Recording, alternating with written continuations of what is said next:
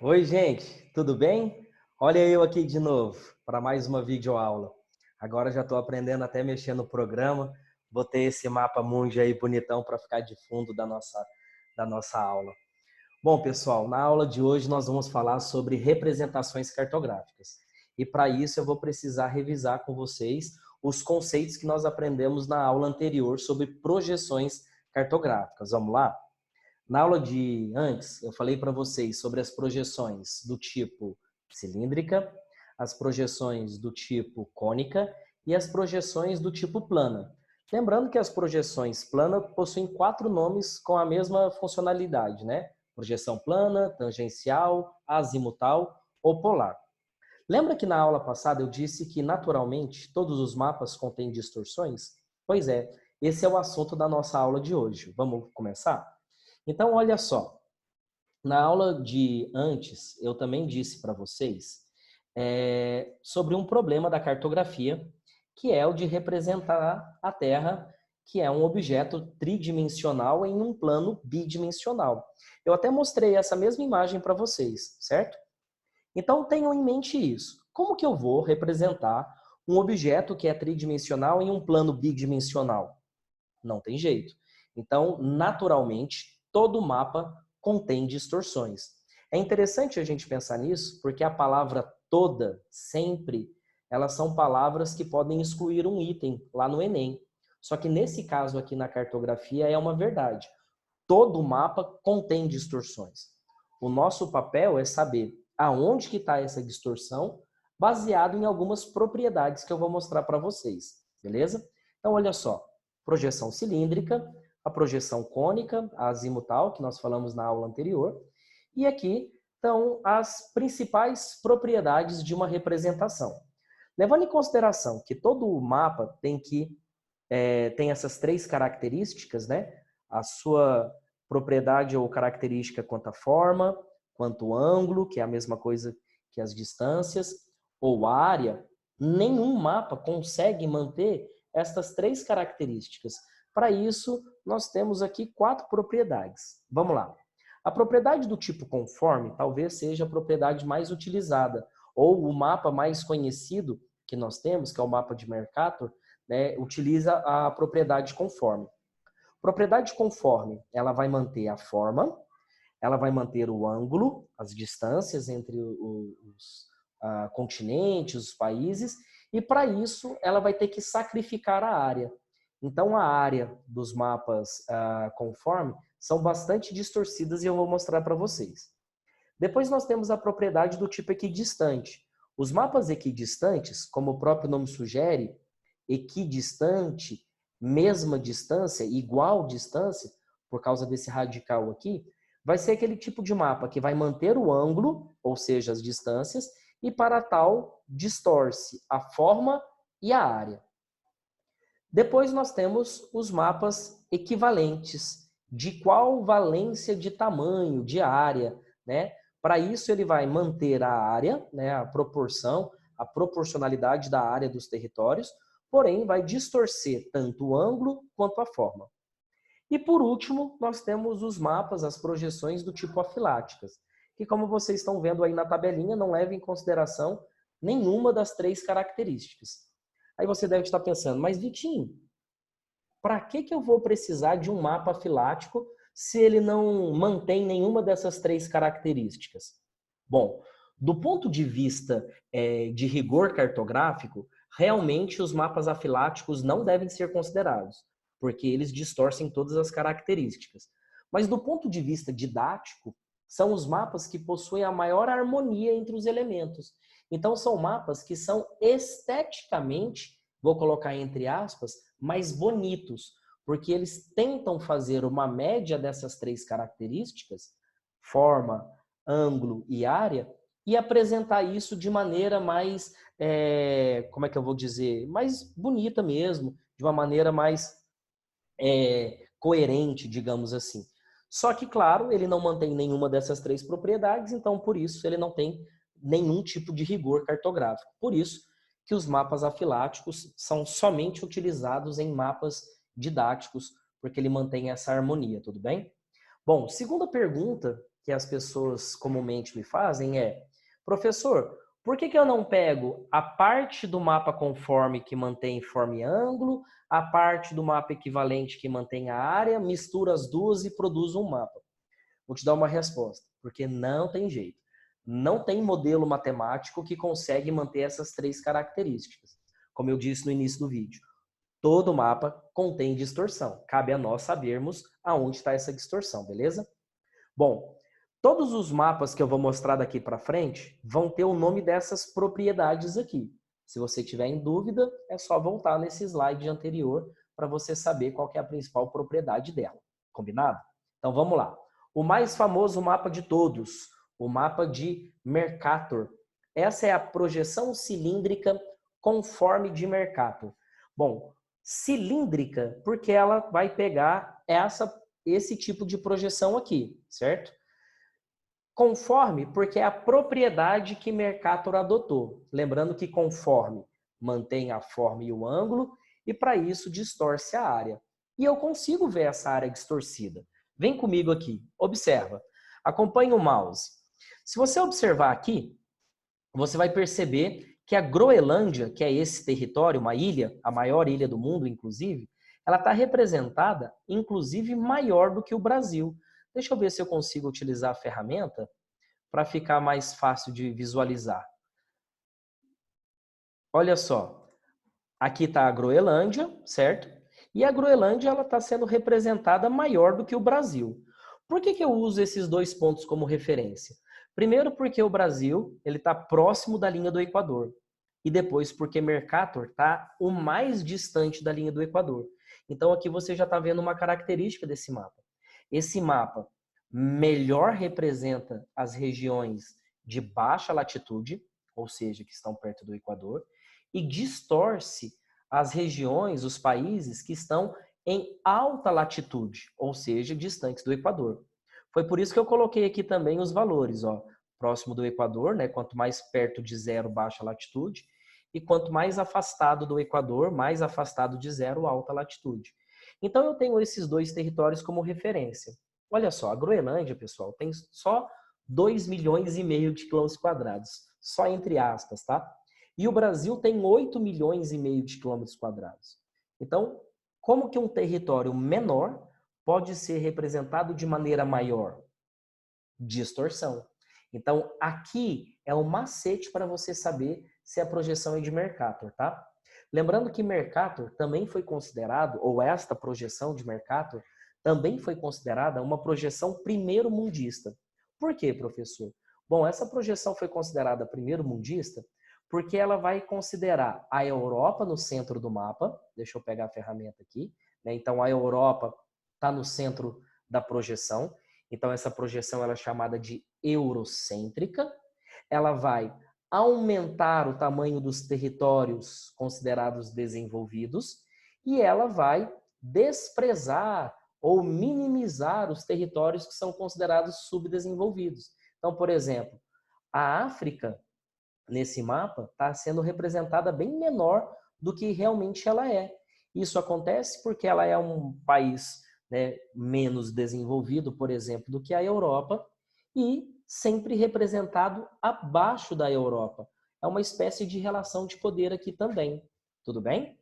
Bom, vamos para o segundo mapa e é muito interessante que a gente consiga fazer correlações entre o mapa de Mercator e esse segundo autor que eu vou mostrar para vocês aqui, que é a projeção de Peters. Vamos lá? Olha só. Essa é a projeção de Arno Peters ou Gal Peters. Alguns vão falar Peters, Peters. A escolha é do cliente, digamos assim. Primeira coisa que você deve estar pensando, professor, esse mapa está de cabeça para baixo. E isso foi intencional. Na verdade, ele não está de cabeça para baixo, ele está apenas invertido. O hemisfério norte continua sendo o norte e o hemisfério sul continua sendo o sul. A gente só inverteu, deixando o sul para cima e o norte para baixo. Porque essa ideia do norte ser em cima do sul também é uma ideia política. O normal seríamos ver o mapa assim, concorda? Né? O norte em cima do sul. Mas essa é uma visão muito eurocêntrica, de primeiro mundo, e uma visão muito política de dominação, porque eu teria aqui a Europa em cima da África. Por isso que essa projeção de Peters... Ixi, passou uma moto aqui, não sei se o barulho foi para o áudio. Bom, repetindo. Por isso que essa projeção, a projeção de Peters, ela é considerada uma projeção terceiro-mundista.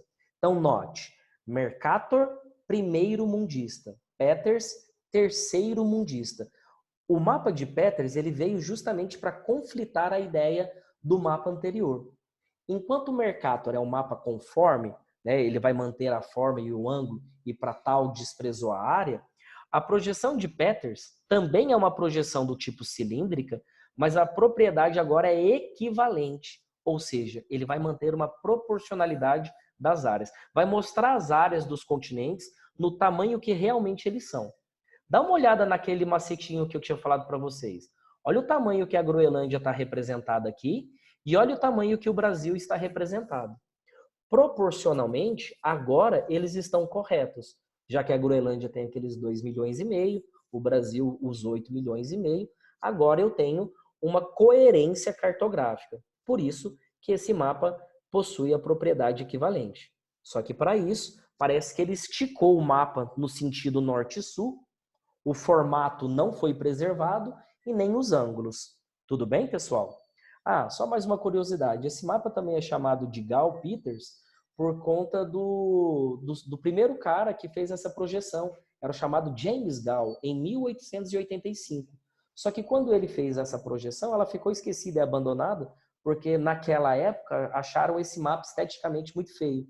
Então, somente em 1973, no auge da Guerra Fria, o Arnold Peters vai retomar a ideia do James Gall e vai refazer esta projeção.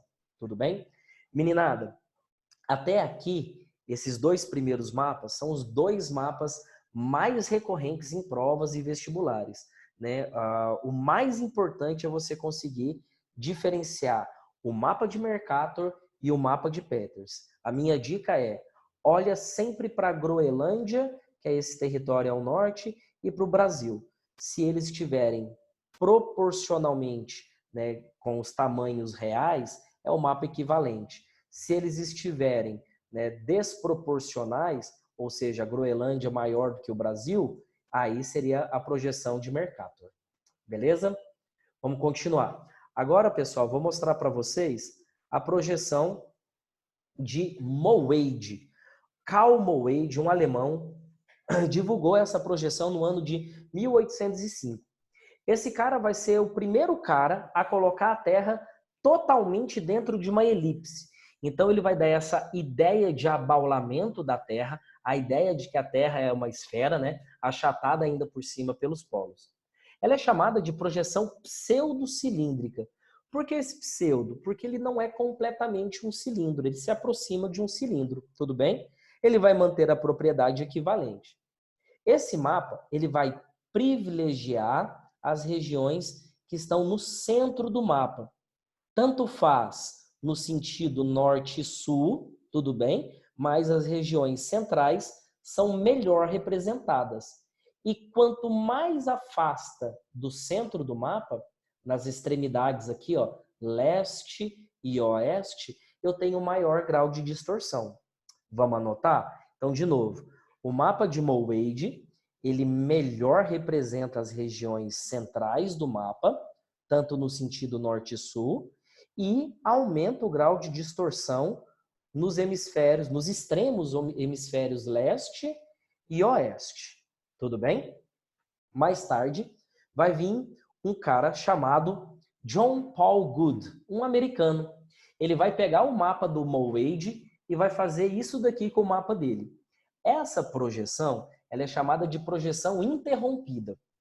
Já dá para saber por quê, né? Ele vai omitir essas áreas oceânicas com o objetivo de diminuir as distorções angulares e dos formatos. Só que ele não consegue, acaba não conseguindo manter nenhuma daquelas três propriedades. Por isso que ela é uma projeção do tipo afilática. né? Se você olhar o contorno dos continentes, tá bacana. Se você olhar a proporcionalidade de tamanho, tá bacana. Só que o fato dele ter omitido as áreas oceânicas, né, fez com que ele perdesse todas as características, né, ou rigor cartográfico. Por isso é chamada de projeção afilática. Beleza? Próxima projeção é a projeção de Robinson. Também é uma projeção cilíndrica, mantém a propriedade afilática, e esse mapa que vocês estão vendo é provavelmente o mapa que vocês mais vão ver em livros didáticos de geografia.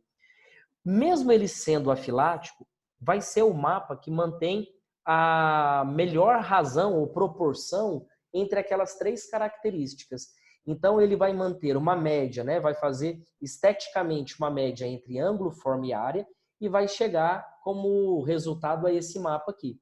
Ele não mantém nenhum rigor cartográfico, mas esteticamente é o mapa mais bonito, digamos assim, né? Ele tem uma certa proporção aqui entre a Groenlândia e o Brasil, a África está representada num tamanho ok em relação à Europa.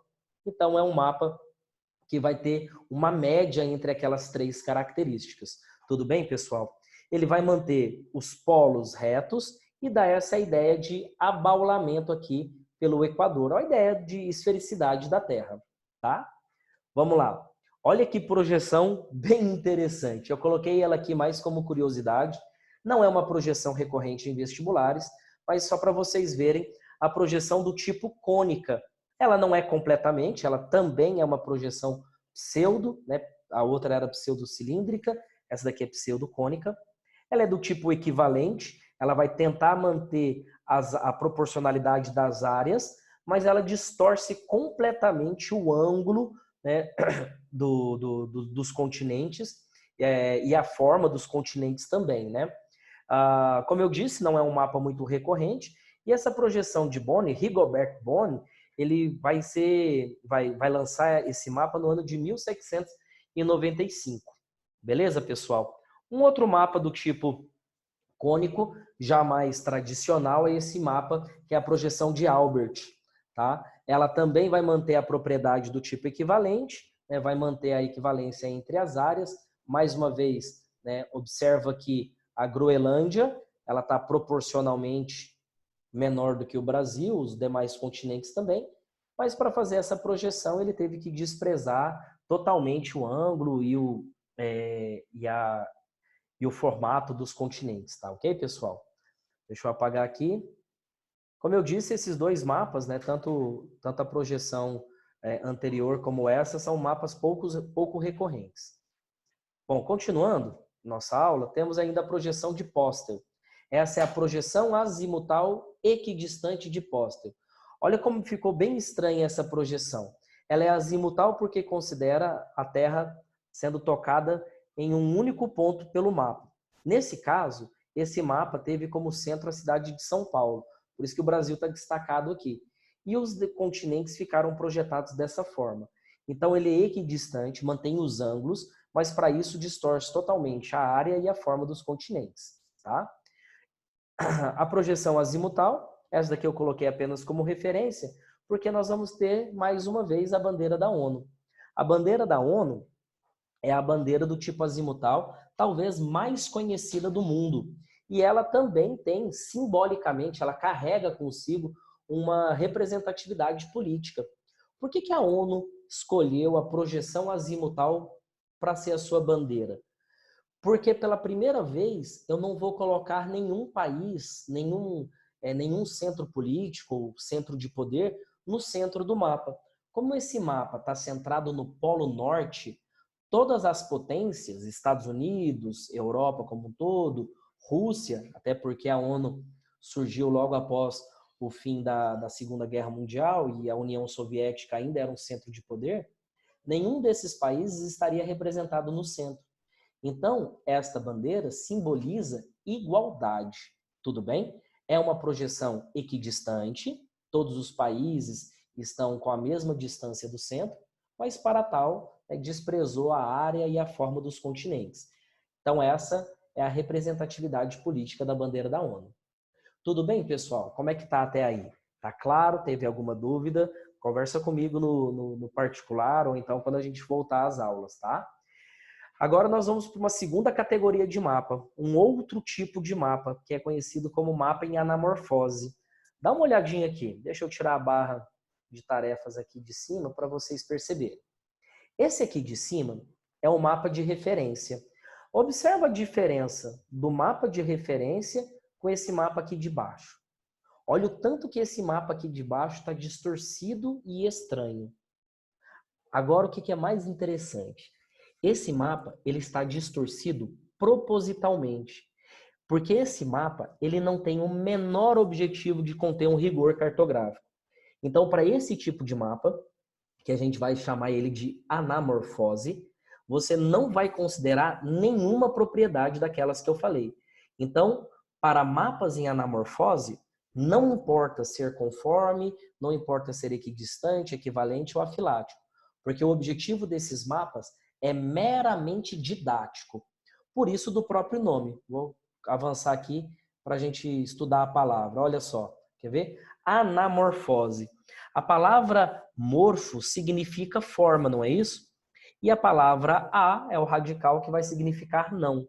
Então, anamorfose é um mapa que é distorcido propositalmente. Porque o objetivo agora do mapa em anamorfose, né, não é mais representar apenas a superfície da Terra, mas representar um fenômeno sobre a superfície da Terra. E qual fenômeno, Vitinho? Qualquer um. Qualquer fenômeno que eu queira representar. Só que dessa maneira, o número absoluto vai fazer como referência o país que ele está representando. Então eu vou ter essas distorções propositais e esse mapa com uma cara meio esquisita. Vou voltar naquele primeiro, dá uma olhada. Aqui em cima é o mapa de referência e aqui embaixo é o mapa em anamorfose. Qual assunto vocês acham que esse mapa está tratando? Olhem bem, né? O verdinho aqui é a China, né? Olha a referência dela aqui em cima. Esse amarelo mais escuro, né, que eu estou passando o mouse, é a Índia, né? Esse roxinho aqui, ó, não sei se vocês conseguem perceber, eu estou falando do Japão. Olha o tamanho do Japão aqui, tá? Esses países que estão em roxo aqui são os países da União Europeia. Estados Unidos, esse azul mais claro. Esse azul mais escuro é o México. Qual é o palpite de vocês, hein? Bom, não dá para mim saber a sua resposta, mas esse mapa demonstra população absoluta. Então, olha que interessante. Ao invés de eu ler uma tabela, né, com o número de habitantes por país, eu tenho que levar em consideração que essa tabela poderia estar de país com mais população para o que tem menos população, né? O mais populoso para o menos populoso. Ele poderia estar em ordem alfabética. Essa tabela poderia estar por continente. Então, qual seria o critério da tabela? Não sei. Então, se eu quisesse comparar, né, a população de um país com outro, e essa comparação fosse feita em uma tabela, a leitura seria muito complicada. Até porque eu não saberia espacialmente aonde esse país estaria. A grande vantagem do mapa em anamorfose é porque eu posso representar essa distribuição espacial e o leitor, no caso eu ou você, vamos conseguir enxergar diretamente, claramente, a distribuição geográfica do fenômeno que está representado. Então, de cara, eu sei, por exemplo, que o continente asiático é o mais populoso, porque eu tenho Japão, China, Índia e Indonésia entre os países mais populosos do mundo. Vamos para outros fenômenos? Olha esse daqui. População é o mesmo da anterior, mas aqui também fala sobre o PIB. Aqui em cima está dizendo, ó, Produto Interno Bruto. Dá uma olhada. Se a gente puder fazer uma comparação, né, tirar algumas conclusões daqui. Eu tenho alguns países do continente africano, né, com um PIB muito abaixo do que a população. Se a gente fosse fazer um estudo, por exemplo, de PIB per capita, que é a renda dividida pela população, eu consigo concluir aqui, por esse mapa, por exemplo, que os países do continente africano possuem um PIB per capita muito baixo. né? É uma das conclusões possíveis.